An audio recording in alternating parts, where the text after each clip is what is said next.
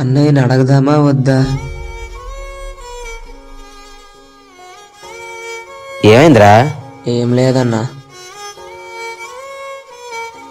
అంత దేనగా ఏం ఆలోచిస్తున్నావురా?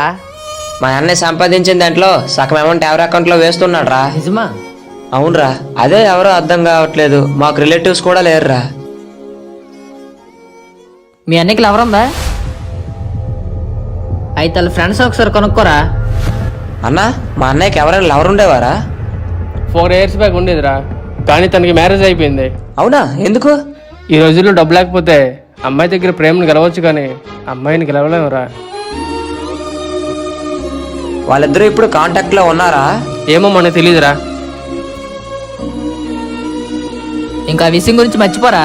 నీకు కూడా తెలుసు కదా మీ అన్న ఎంత కష్టపడతాడో.